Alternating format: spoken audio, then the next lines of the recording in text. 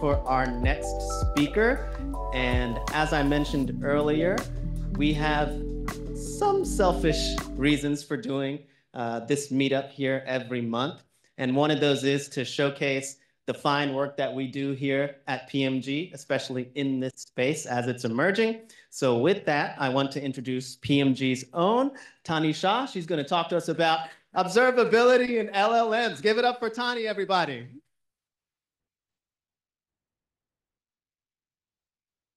Thank you, Evan. Okay, we'll get started. Hi, I'm Tani. I'm an AI and software engineer here at PMG, and I'm really excited to talk to you guys about observability today. I actually didn't have an opening statement when I was making the slides, but listening to the previous speaker, he mentioned Zillow, where they had a critical failure and lost a lot of money. And the first thing I thought of is, if they had observability, they wouldn't have lost so much money. So I got my opening system. I got my opening sentence. Thank you so much. Um, okay, to get started, I want to, with a show of hands, how many systems you work with have implemented observability, or have you heard of it? Okay, cool. So I'm hoping you learned something new. My goal for you guys for this talk is to go away thinking, hey, this is cool. I should try implementing it when I'm working with it. So let's get started by talking about what is observability. So it's the ability to observe and understand the internal state of a system based on its external outputs. So it's the process of collecting data to understand the state of a system without actually having to go inside the system. In other words, understanding if something is broken in your system proactively without waiting for your users to tell you that something's not working. You know it's not working because you have this implemented. So there's three components to it, known as the three pillars of observability. First one's logs. I'm pretty sure everyone has heard of logging. Most of our systems have it implemented. So it's basically recording detailed events, which helps with troubleshooting and debugging issues in your system. The second pillar is metrics. So these are quantitative insights into your system, and they really help you understand trends and make more informed decisions for the betterment of your system. Can anyone tell me, like, just based off like quantitative insights, some metrics that you'd like to measure within your systems? Accuracy is a good one, yes. Entity, yeah. Thresholds, yep.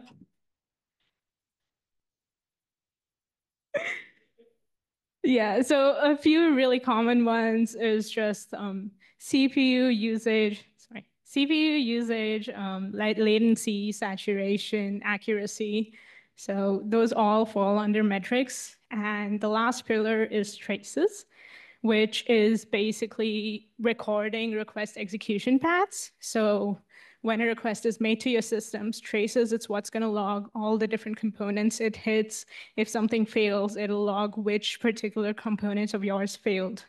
So those are really important to debug. Okay, so now that we know what observability is, why is it important?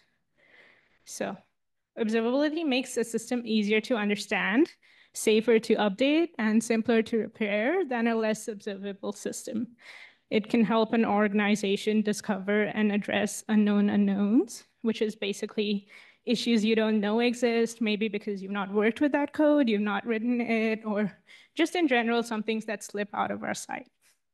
It can also help catch and resolve issues early in development because it provides real-time insights into system behavior and enables faster debugging and performance optimization.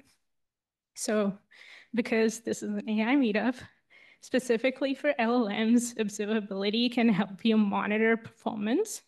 So as you use LLMs in production, especially at scale, they sometimes degrade in performance. So they will either give incorrect outputs and high latency, or if it's being used too much, can sometimes lead to resource exhaustion. So observing metrics like response time, CPU, GPU usage, and throughput ensures that your model is performing at peak efficiency. The other thing it can help you monitor is model drift detection. So as you use your model in production more and more, it can happen that the data the model is trained with gets outdated and you need to update it.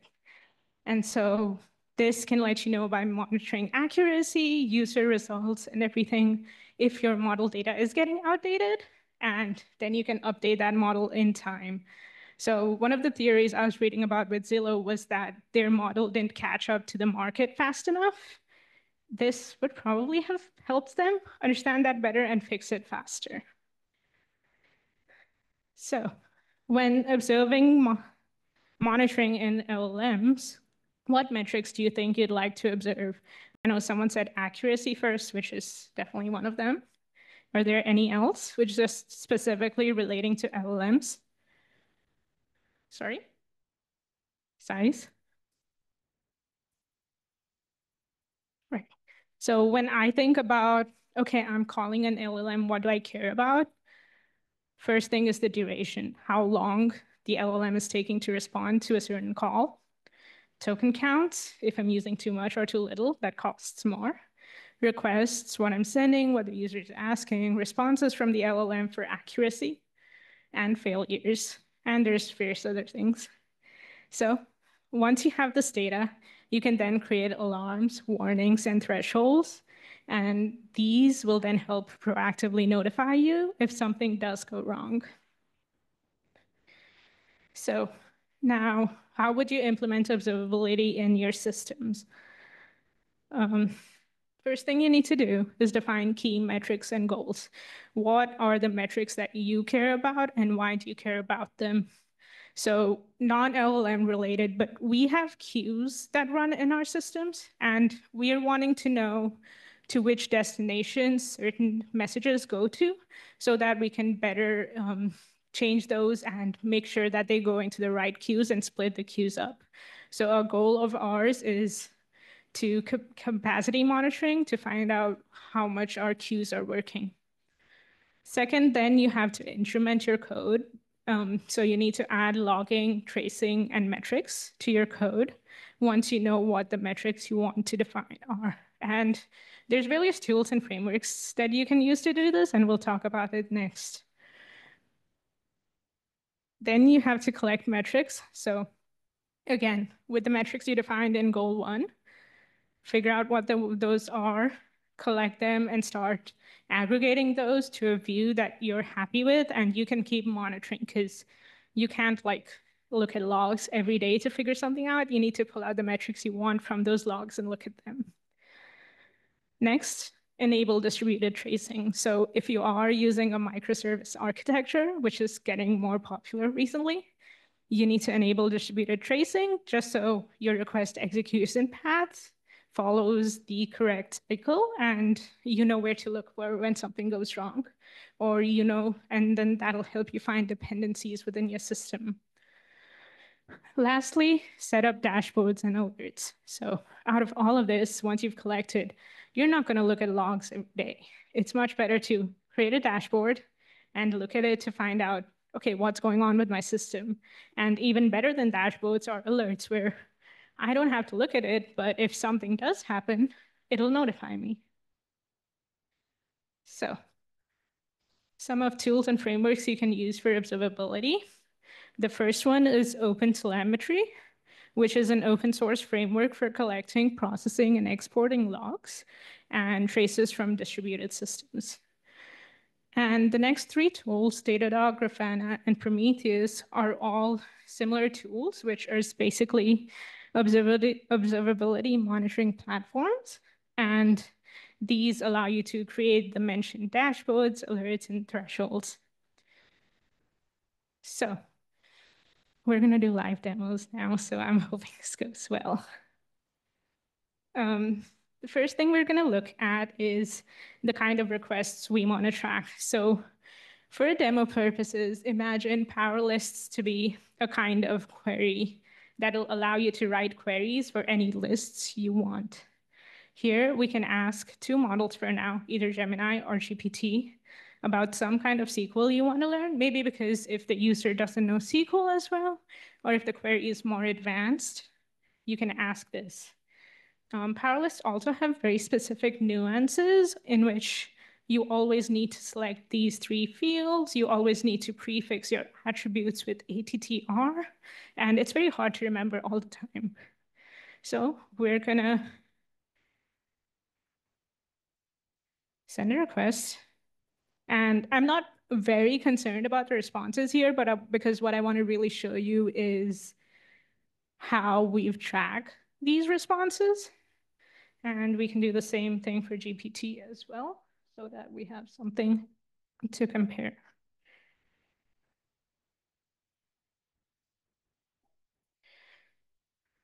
So I think I sent it to Gemini again.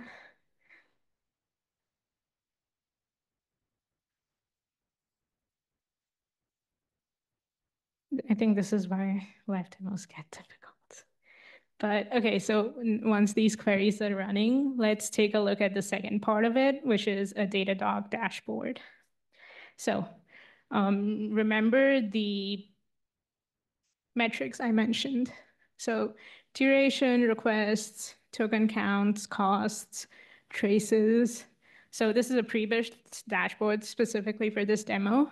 And this is going to show you like, okay, I made 2 requests to GPT, 2 requests to Gemini. GPT took a bit longer than Gemini did to respond on average. Input tokens vary, output tokens GPT most for verbose compared to Gemini. So this is data you can use prompt to prompt engineer with like, okay, give me the results in a like under 50 words or something like that when you see, oh, this is more verbose. And then based on pricing from OpenAI and Google, I've calculated the price as well. So input token and output token cost.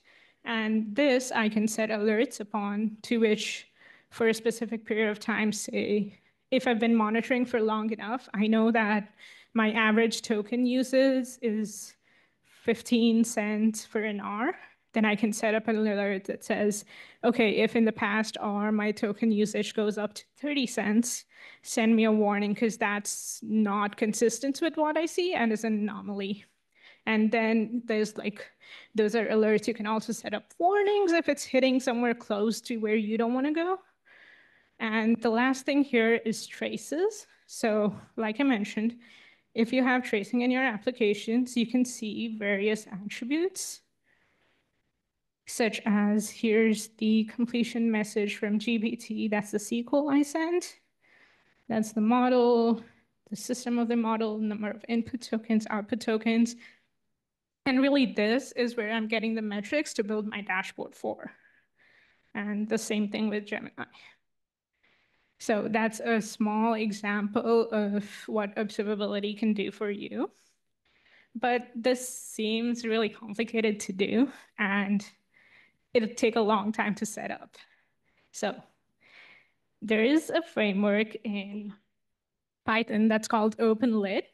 It's an OTel native tool, and it's specifically designed to monitor LLM and GenAI applications. So it basically allows you to capture all of the metrics we talked about previously. It has integrations with OpenAI, Anthropic, and Hugging Face, and also allows you to send data to the observability platforms like Datadog and Prometheus. But the best part about it is that it takes one line to start implementing this in your code.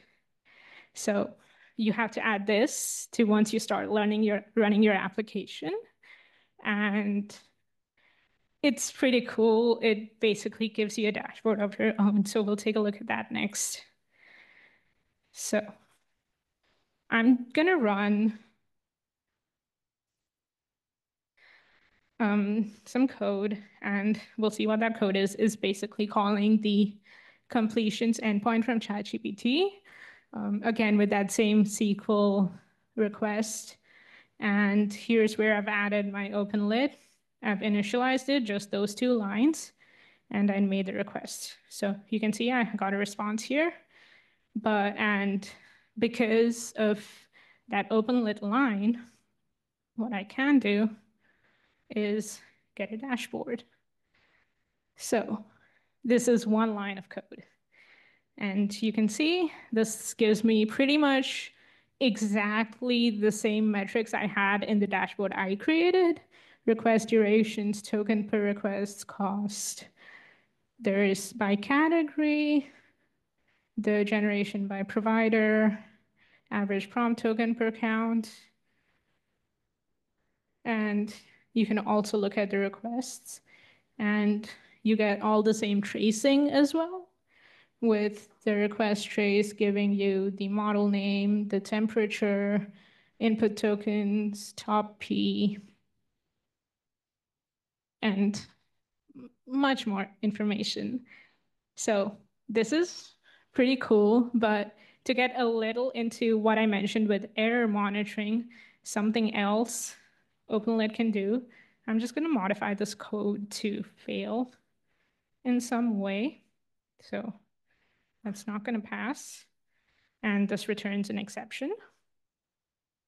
And they have an exceptions tab over here where you can see the exceptions that have occurred in the past, whatever time range you want. And then you can look into why the exception occurred, what the message was, and more tracing. So you can set alerts on your exceptions as well. So to figure out, a very common reason would be if multiple requests start failing and there's some kind of authentication failure, setting an alert on exceptions would indicate that, okay, multiple requests are failing, something's going on, check on it. So that was my talk.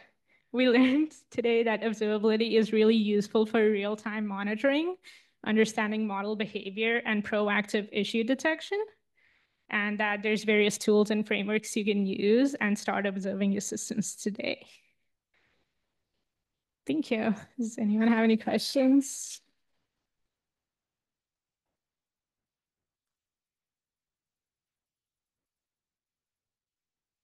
First question over here. How you doing, Carl Neely, Valley Linux Consulting? Hey, this is a really good talk about LLM observability. My question is, sometimes I work with healthcare clients. So does any of these tools look at the context of the response from the LLM to determine whether the variability of responses or the degree of correctness or accuracy? I think there is ways, to the best of my knowledge, there is ways you can augment the tools to look at particularly something that you want.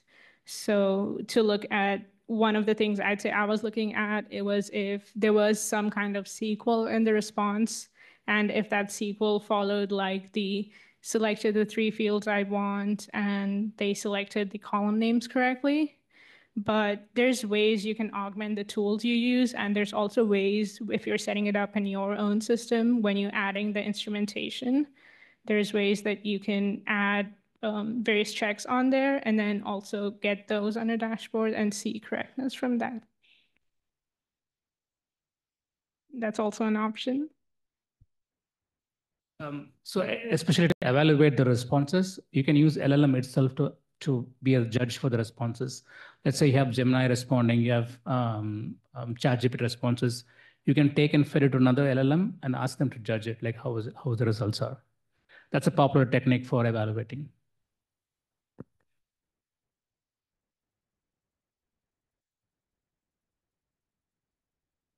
So you talked about observability for LLMs, right? So have you tried feeding the observability data to LLMs? For example, you have logs.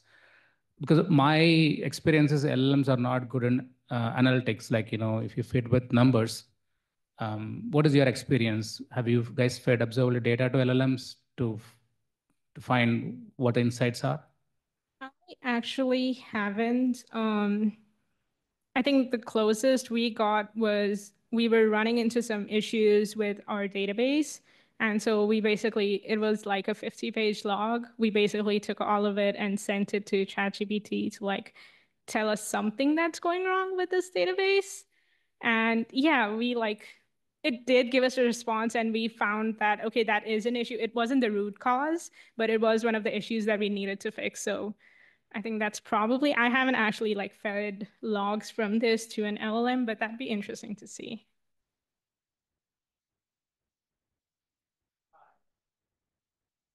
There you go. Have you tried this tool, observability tool, with any kind of multi-agentic application where you have the LLM act as a reasoning engine and it is going out and using one or more tools and then coming back to it, and basically an application that has one or more agents? Have you tried this tool with that?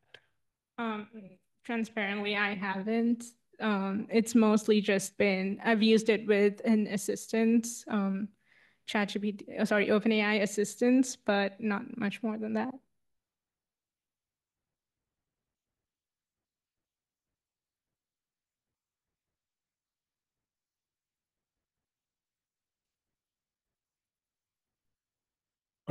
First of all, thank you for your presentation. My name is Funinge Stefan, and my question is, what are some of the biggest challenges you face in making LLM more observable? I think it's really difficult to make the LLM itself observable because of the black box nature of LLMs. I don't know what happens after I send a request. That is all just inside the LLM. Something's going on. I don't know what. Outside of it, I'd say, so I did try implementing this OpenLit Python package with the Assistance API, and it needed a bit more work. It wasn't as simple as just adding a line of code. So definitely integrating that. I think it was relatively simple to set up metrics, but knowing what I wanted to analyze and what would give me the data I needed was pretty difficult. And then with respect to LLMs, the responses are sometimes not always accurate. So it was also really difficult to get, okay, some responses I couldn't use to look at this data correctly because something didn't work out.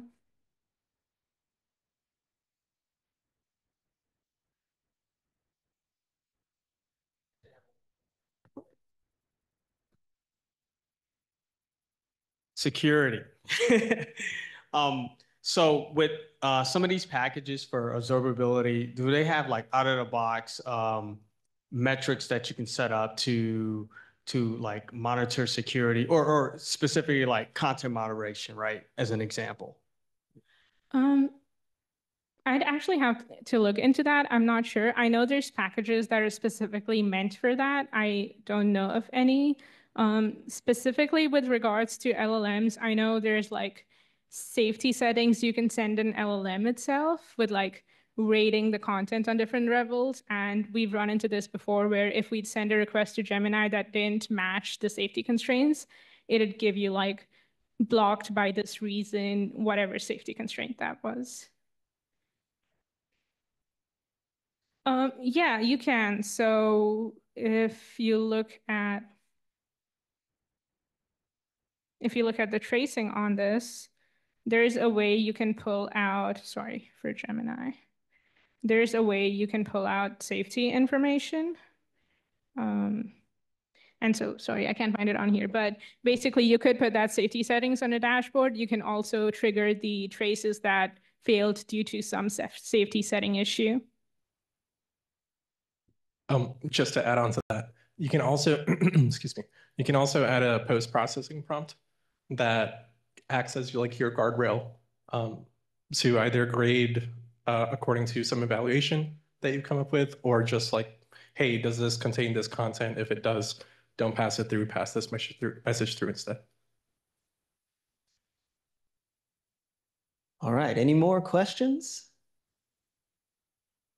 All right, then Tani, everybody, please. Thank you. Thank you, Tani. I'd also like to just very quickly let everybody know Tani's very happy here. So just in case anybody had any ideas after that presentation, we treat her very well. Okay.